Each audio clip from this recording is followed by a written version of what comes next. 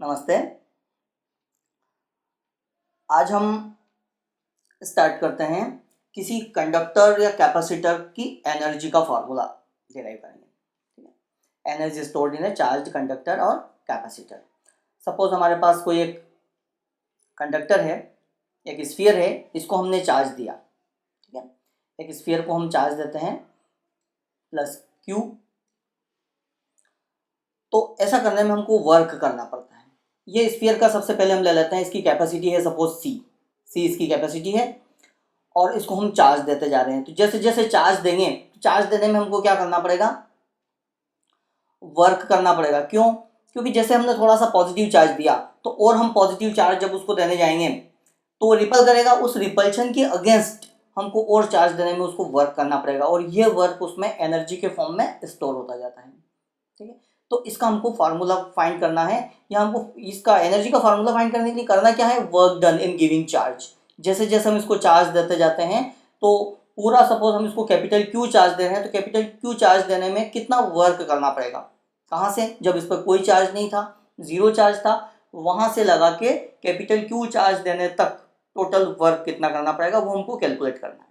ठीक है, तो उसके लिए हम देखते हैं वर्क कैसे कैलकुलेट करेंगे। वर्क का फार्मूला होता है यहाँ पर पोटेंशियल इनटू चार्ज। ठीक है, तो इसका टोटल पोटेंशियल इनटू हम चार्ज नहीं कर सकते। ऐसा क्यों?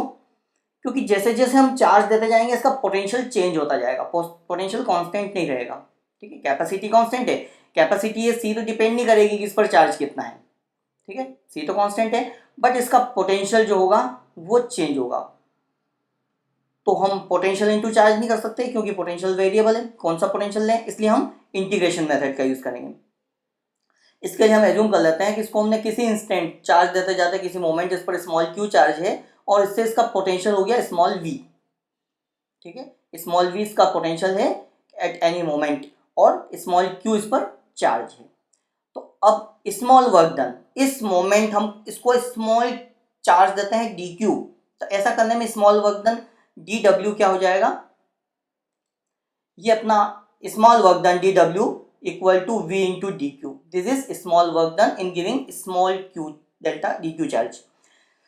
तो टोटल वर्क डन यही अपनी एनर्जी होगी। तो total work done W equal to ये हो जाएगा अपना, इंटीग्रेशन कर देंगे हम zero to Q, capital Q charge हमको टोटल देना है तो इंटीग्रेशन किसका होगा, v इंटू डी क्यू का। v डी क्यू को हम इंटीग्रेट करेंगे जीरो टू क्यू तक। इतना करने में जो वर्क डन होगा वो हो जाएगा हमारा एनर्जी। तो इंटीग्रेट करते हैं हम। अब देखो v इक्वल टू हमारा फार्मूला होता है ना, c equal to Q upon V, है ना, c equal to Q upon V. तो यहां से v इक्वल टू क्या हो जाएगा, ये v अपना स्मॉल v है तो v equal to Q upon C. तो ये अपन यहां रख देंगे क्यू अपॉन सी इस v के प्लेस पर। ठीक है, इस v के प्लेस पर हम रख देंगे ये अपना q अपॉन सी। तो ये आ जाएगा अपना q अपॉन सी।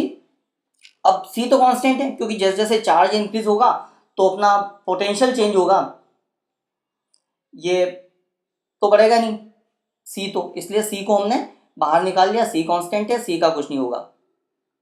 तो अब बचा अपना q इंटू डी क्यू। अब q इंटू डी क्यू इसको हम इंटीग्रेट करने जाएंगे तो क्यू स्क्वायर बाय टू हो जाएगा। ठीक है, इसको हमने इंटीग्रेट किया तो ये हो जाएगा अपना q अपॉन टू। ये कैसे हुआ, x to the power n dx है ना, x to the power n dx का फार्मूला लगाएंगे, x to the power n plus one upon n plus one. तो q की पावर यहाँ पर क्या है, वन, तो one plus one upon one plus one. तो इससे अपना फार्मूला बन जाएगा ये Q square upon two, zero to Q हमने इंटीग्रेट किया है ना। ये फार्मूला मैं वापस बता दूं, x to the power n dx, इसका जब हम इंटीग्रेशन करते हैं तो ये हो जाता है x to the power n plus one upon n plus one. ये फार्मूला हमने यूज किया यहाँ पर। तो x के प्लेस पर है q, तो q की पावर यहाँ वन थी तो इसको हमने इंटीग्रेट किया, one plus one two upon one plus one two. ठीक है, अब हम क्या करेंगे, ये टू भी बाहर निकाल लिया। अब रखते हैं लिमिट। लिमिट रखने के लिए हम क्या करते हैं, पहले अपर लिमिट रखते हैं, यहाँ पर अपर लिमिट रखी, फिर ये लोअर लिमिट रखेंगे, ये लोअर लिमिट रखी, बीच में माइनस साइन लगाते हैं। तो ये Q square minus zero square is zero, तो ये अपना फार्मूला बन जाएगा क्यू स्क्वायर अपॉन 2c। तो ये आया वर्क डन और यही अपनी एनर्जी होगी। तो ये एनर्जी का फार्मूला हो गया क्यू स्क्वायर अपॉन 2c, या इसको हम लिख सकते हैं 1/2 क्यू स्क्वायर बाय सी। अब देखो ये तो एक फार्मूला हो गया अपना energy stored in charge capacitor का, ठीक है।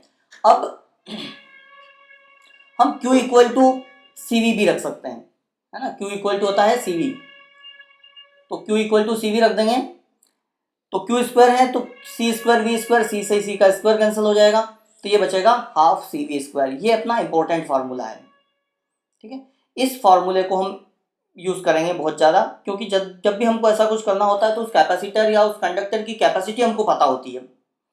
तो कैपेसिटी C है और पोटेंशियल, कितने पोटेंशियल से उसको चार्ज किया है। जनरली हम उसको बैटरी से चार्ज करते हैं और चार्ज करने में जो पोटेंशियल होता है हमारा वो होता है V, वो हमको पता होता है। इसलिए C और V हमको नॉन क्वांटिटी है, इसलिए ये फार्मूला अपना बहुत इंपॉर्टेंट होगा, हाफ क्यू सी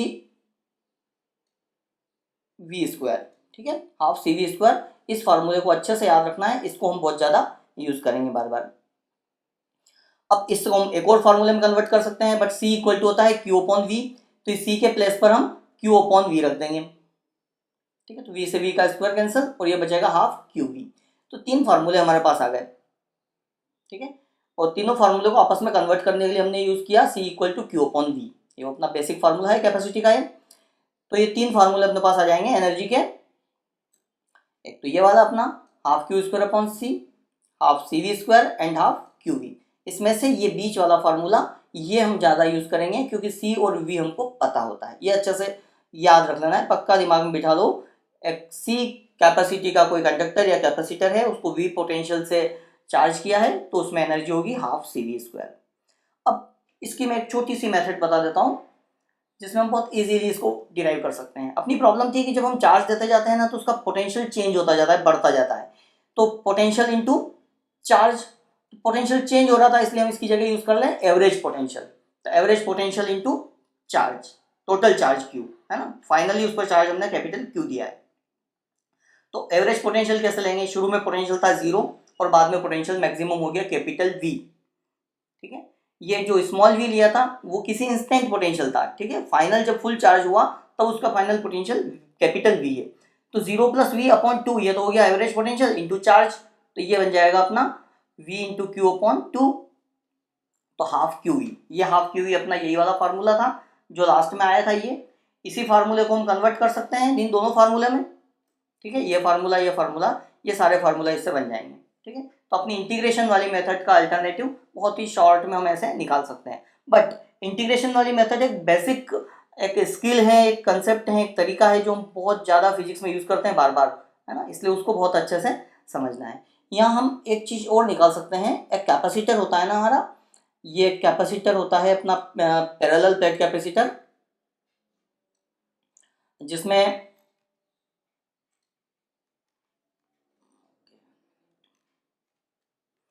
एक कैपेसिटर में हम जब ये पैरेलल प्लेट कैपेसिटर है, इन दोनों के बीच की डिस्टेंस हम d लेते हैं, प्लेट का एरिया a है। तो इसकी कैपेसिटी का फार्मूला हमने पढ़ा था C equal to A epsilon not upon D, ये अपना फार्मूला था कैपेसिटी का, ठीक है। और एनर्जी का फार्मूला है अपना U equal to half C V square, ठीक है। अब इसमें हम क्या करते हैं, C के प्लेस पर ये वाला फार्मूला रख देते हैं A epsilon not upon D। तो यहाँ मैं रख दूँ A epsilon not upon D into V square, ठीक है। अब इससे हम क्या करेंगे, एनर्जी डेंसिटी का फॉर्मूला निकाल रहे हैं हम, है ना, पर यूनिट वॉल्यूम में कितनी एनर्जी होगी उस कैपेसिटर के। अब यहाँ थोड़ी सी टेक्निक लगाएंगे हम कि ये एप्सिलॉन नॉट अपनी जगह है ही सही, ठीक है। ये वी स्क्वायर है, मैं यहाँ लिख देता हूँ इस ए को, है ना, इसको थोड़ा सा रीअरेंज कर दिया मैंने, और ये डी है। अब मैं चाहता हूँ कि वी स्क्वायर का अपॉन में डी स्क्वायर हो जाए, तो मैं डी से मल्टीप्लाई और डी से डिवाइड कर दूंगा, ठीक है। तो ये मल्टीप्लाई हो गया, ये डिवाइड हो गया, तो डी का स्क्वायर हो गया। क्या किया इस फॉर्मूले में हमने, डी से मल्टीप्लाई और डिवाइड कर दिया। अब देखो ये V square upon D square, ये क्या हो जाएगा, वी अपॉन डी क्या होता है, देखो यहाँ पर ये हमने एक फार्मूला पढ़ा था V equal to E into D, है ना, पैरेलल प्लेट कैपेसिटर का फार्मूला डिराइव किया था। तो यहाँ से देखो E इक्वल टू क्या हो जाएगा अपना V अपॉन डी, है ना, पोटेंशियल डिफरेंस अपॉन डिस्टेंस, ये होता है इलेक्ट्रिक फील्ड। तो इसकी V square upon D square को हम क्या लिख सकते हैं, ई स्क्वायर। तो ये बन जाएगा half epsilon naught E square into A D. अब ये ए इंटू डी क्या है, ए इंटू डी है वॉल्यूम, ठीक है, ये क्या है इसका वॉल्यूम है, किसका, कैपेसिटर का। कैपेसिटर के प्लेट के बीच में, दोनों प्लेट के बीच में जितना वॉल्यूम होगा ना, ये है ये वॉल्यूम। तो इसको हम यहाँ पर लिख देते हैं U upon volume equal to half epsilon naught E square.